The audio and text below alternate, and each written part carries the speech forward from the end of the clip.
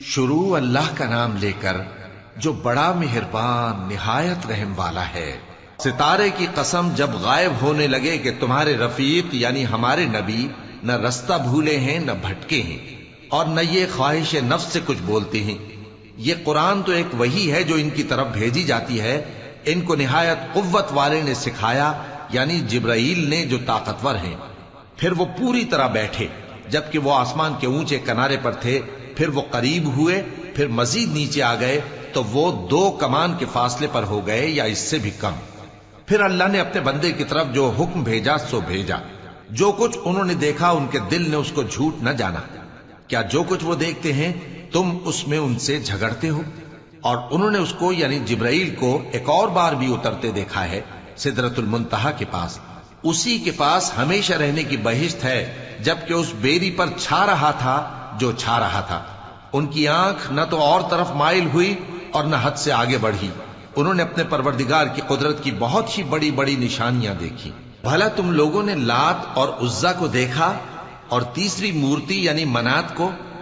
مشرکو، کیا تمہارے لیے تو بیٹے ہوں اور اللہ کے لیے بیٹیاں؟ یہ تو بہت ہی بے انصافی کی تقسیم ہوئی۔ وہ تو صرف نام ہی نام ہے جو تم نے اور تمہارے باپ دادا نے رکھ لیے ہیں، اللہ نے تو ان کی کوئی سند نازل نہیں کی۔ یہ لوگ محض خیال و گمان اور خواہشات نفس کے پیچھے چل رہے ہیں، حالانکہ ان کے پروردگار کی طرف سے ان کے پاس ہدایت آ چکی ہے۔ کیا جس چیز کی انسان آرزو کرتا ہے وہ اسے ضرور ملتی ہے؟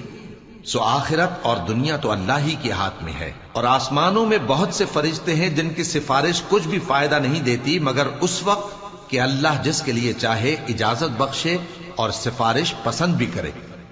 جو لوگ آخرت پر ایمان نہیں لاتے وہ فرشتوں کو لڑکیوں کے نام سے موسوم کرتے ہیں، حالانکہ ان کو اس کی کچھ خبر نہیں۔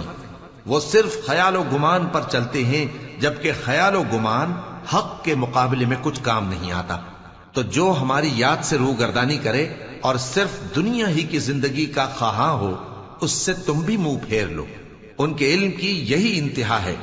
تمہارا پروردگار اس کو بھی خوب جانتا ہے جو اس کے رستے سے بھٹک گیا، اور اس سے بھی خوب واقف ہے جو رستے پر چلا۔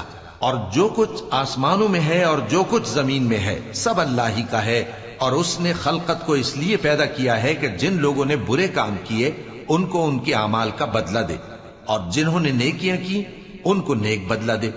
جو صغیرہ گناہوں کے سوا بڑے بڑے گناہوں اور بے حیائی کی باتوں سے اجتناب کرتے ہیں، بے شک تمہارا پروردگار بڑی بخشش والا ہے، وہ تم کو خوب جانتا ہے۔ جب اس نے تم کو مٹی سے پیدا کیا اور جب تم اپنی ماؤں کے پیٹ میں بچے تھے تو اپنے آپ کو پاک صاف نہ جتاؤ۔ جو پرہیزگار ہے وہ اس سے خوب واقف ہے۔ بھلا تم نے اس شخص کو دیکھا جس نے منہ پھیر لیا اور تھوڑا سا دیا پھر ہاتھ روک لیا؟ کیا اس کے پاس غیب کا علم ہے کہ وہ اسے دیکھ رہا ہے؟ کیا جو باتیں موسیٰ کے صحیفوں میں ہیں ان کی اس کو خبر نہیں پہنچی؟ اور ابراہیم کے صحیفوں کی جنہوں نے حق اطاعت اور رسالت پورا کیا، وہ یہ کہ کوئی شخص دوسرے کے گناہ کا بوجھ نہیں اٹھائے گا، اور یہ کہ انسان کو وہی ملتا ہے جس کے لیے وہ محنت کرتا ہے، اور یہ کہ اس کی محنت کا جائزہ لیا جائے گا، پھر اس کو اس کا پورا پورا بدلہ دیا جائے گا، اور یہ کہ تمہارے پروردگار ہی کے پاس پہنچنا ہے، اور یہ کہ وہ ہنساتا اور رلاتا ہے، اور یہ کہ وہی مارتا اور جلاتا ہے، اور یہ کہ وہی دونوں جوڑے یعنی نر اور مادہ پیدا کرتا ہے یعنی نطفے سے جو رحم میں ڈالا جاتا ہے، اور یہ کہ قیامت کو دوبارہ اٹھانا اسی کا ذمہ ہے، اور یہ کہ وہی دولت مند بناتا اور وہی مفلس کرتا ہے، اور یہ کہ وہی شیرا نامی تارے کا بھی مالک ہے، اور یہ کہ اسی نے عاد اول کو ہلاک کر ڈالا اور سمود کو بھی، غرض کسی کو باقی نہ چھوڑا، اور ان سے پہلے قوم نوح کو بھی۔ کچھ شک نہیں کہ وہ لوگ بڑے ہی ظالم اور بڑے ہی سرکش تھے، اور اسی نے الٹی ہوئی بستیوں کو دے پٹکا، پھر ان پر جو چیز چھا گئی سو چھا گئی۔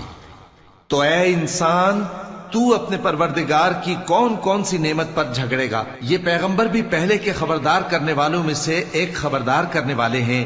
آنے والی یعنی قیامت قریب آ پہنچی، اس دن کی تکلیفوں کو اللہ کے سوا کوئی دور نہیں کر سکے گا۔ اے کافرو، کیا تم اس کلام پر تعجب کرتے ہو اور ہنستے ہو اور روتے نہیں؟ اور تم غفلت میں پڑے ہو تو اللہ کے آگے سجدہ کرو اور اسی کی عبادت کرو.